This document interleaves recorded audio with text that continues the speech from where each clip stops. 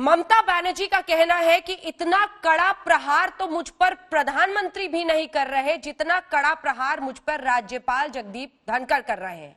क्या होगा आपका जवाब उनको? उनका यह कहना है कि आप लोग जानबूझकर ये सब कुछ जो कदम उठा रहे हैं वो संघीय ढांचे पर प्रहार के लिए उठाया जा रहा है, वरना राज्यपाल ये सब क्यों कहेंगे करेंगे। जगदीप जी, इस लड़ाई में स्टैंड अलोन अप्रोच नहीं चल सकता। जहां तक राज्यपाल की भूमिका है, मैं राज्य का प्रथम सेवक हूं। मेरा उत्तरदायित्व है कि मैं सरकार के साथ कंधे से कंधा मिलाकर काम करूं। मैंने बड़े आग्रह किए हैं ममता बनर्जी से। आज तक उन्होंने मुझे कोई चिट्ठी नहीं लिखी है जो मेरे जवाब हो मेरे लेटर का, आज तक नहीं कहा। कोविड-19 के बारे में आज तक उन्होंने मुझे ब्रीफ नहीं किया है। उनके अधिकारियों ने कोई आगे कदम नहीं उठाया है, सिवाय एक बार मुख्य सचिव आए थे। मेरा सबसे हाथ जोड़कर अनुरोध रहा है, इन दिस टाइम ये कन्फ्रंटेशन का टाइम नहीं है, ये समय कोऑर्डिनेशन का है, आपसी सहयोग का है। राज्यपाल की हैसियत से जो शपथ मैंने आर्टिकल 159 में ली थी, उसमें शपथ का एक हिस्सा है कि मैं पश्चिम बंगाल की जनता की सेवा करूंगा। यदि अगर मैं पाता हूं कि लॉकडाउन प्रोटोकॉल का डाइल्यूशन हो रहा है, सोशल डिस्टेंसिंग नहीं हो रही है और उसमें सरकार के कुछ आदेश बीच में आते हैं, तो मेरा उत्तरदायित्व है कि सरकार का ध्यान मैं आकर्षित करूं। आज तक सरकार ने मुझे यह नहीं बताया है कि राज्यपाल की हैसियत से कब मैंने अमर्यादित कार्य किया है।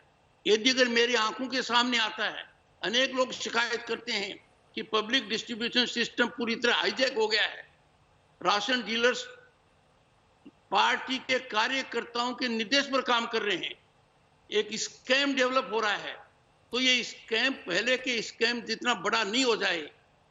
ये बैलून बहुत ज्यादा बढ़ता जा रहा है डे बाय डे। मेरा उत्तरदायित्व है कि मैं सरकार का ध्यान आकर्षित करूं।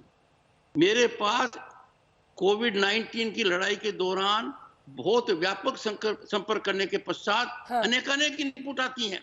उन इनपुट्स के आधार पर मेरा प्रयास रहता है कि सरकार एक सकारात्मक रुख रखे, सरकार ऐसा रुख रखे जिसमें किसी प्रकार की कोई कमी नहीं आई है। मैं आपको दो उदाहरण देना चाहूंगा। सबसे पहले ममता जी ने 22 मार्च को प्रेस कॉन्फ्रेंस में कहा टेस्टिंग किट्स नहीं है।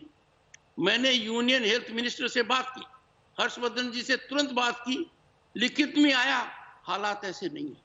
वर्तमान स्थिति है स्टेट के पास स्पेयर किट्स हैं, एनआईसीडी आईसीएमआर के पास 20,000 से ज्यादा हैं, बट हमारा टेस्टिंग का क्या परसेंटेज है? नेशनल एवरेज से हम 1/4 हैं। मेरा लगातार अनुरोध रहा है कि कोविड-19 की लड़ाई एक तो लड़ी जाएगी लॉकडाउन प्रोटोकॉल को पूरी तरह फॉलो करने से, सोशल डिस्टेंसिंग मेंटेन करने से, और हम ज्यादा से ज्यादा टेस्टिंग करें। यदि हम टेस्टिंग नहीं कर रहे हैं वो बहुत ही भयानक सीन है। लेकिन माननीय राज्यपाल जी, मेरा अगला सवाल आपसे, जी आपकी बात मैं पूरी होने दूंगी। मेरा सवाल है सर, काउंटर क्वेश्चन ये है कि मुख्यमंत्री का ये आरोप है कि हस्तक्षेप हो रहा है जिसकी जरूरत नहीं है। मुख्यमंत्री, मुख्य सचिव, सबकी भूमिका पर जगदीप धनखड़ जी आपने सवाल खड़े किए हैं।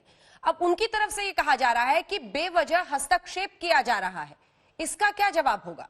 क्योंकि प्रमाण मांगा जाएगा। जो आरोप आप लगा रहे हैं वो बड़े गंभीर आरोप है। 4 सांसदों को आप घर से नहीं निकलने देते हैं, they can't step out of their house. और मैं चीफ सेक्रेटरी से पूछता हूं, एक स्टेटस रिपोर्ट मुझे दीजिए। और दूसरी तरफ एक सांसद है, रूलिंग पार्टी के हैं, वो रोज 40-50 हजार लोगों को भोजन करा रहे हैं। क्या कोविड की लड़ाई में सांसद को अपने का अधिकार नहीं है कि अपने कार्य का निर्वहन करे? और वो सांसद यदि अगर राज्यपाल को कहता है कि महामहिम मैं कार्य नहीं कर पाता हूं, पुलिस मुझे रोकती है, जब मेरे सामने ऐसे हालात आते हैं कि रूलिंग पार्टी के किसी भी व्यक्ति के खिलाफ पुलिस मुकदमा दर्ज नहीं करना चाहती, बट जहां तक प्रतिपक्ष की बात है, it is ever ready in invitation mode. आपको मैं बता दूं, मैंने राज्य की सभी राजनीतिक दलों से बात की है। कम्युनिस्ट पार्टी के नेताओं ने मेरा मार्गदर्शन किया है, बहुत मैच्योर अप्रोच है उनकी। मैं डेली बेसिस पर बात करता हूं उनसे। मैं कांग्रेस के नेताओं से बात करता हूं, सीपीआई के नेताओं से बात करता हूं, दार्जिलिंग में नेता उनसे करता हूं। आप बताइए, रूलिंग पार्टी के नेताओं से बात करता हूं, उनके अध्यक्ष से मैंने बात की, डिटेल में बात की। राज्यसभा के लिए निर्वाचित हुए हैं, 2 बार लोकसभा के रह चुके हैं, मंत्री रह चुके हैं। This governor has gone to every extent. पर ममता बनर्जी, मुझे समझ में नहीं आता क्यों ऐसा कर रही हैं, भारत के संविधान का अनादर कर रही हैं। वो उनका पूरा आचरण राजनीति से प्रेरित है। She is playing politics. मैंने कहा ऐसा मत कीजिए। मैं क्यों कहता हूं?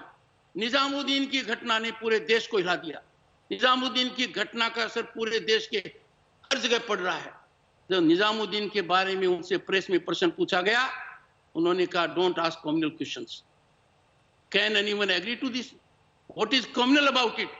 ऐसी परिस्थिति में आपने एक ग्लोबल रिसोर्स सेंटर कर दिया, बहुत अच्छा किया। बाहर के लोगों को आपने बुला लिया, आई अप्रिशिएट। क्या राज्यपाल को नहीं बताएंगे इसका गठन क्यों हुआ, कैसे हुआ, क्या आदेश हुआ? मेरा अधिकार है। 10 दिन से कोई जवाब नहीं दे रहे हैं। ठीक है। और देश और दुनिया के अंदर विज्ञापन छप रहे हैं। Madam, we have to be very careful. We are fighting a great battle. People are facing food problems. My worry is, पहले फूड राइट्स हो चुके हैं, वो नहीं हो।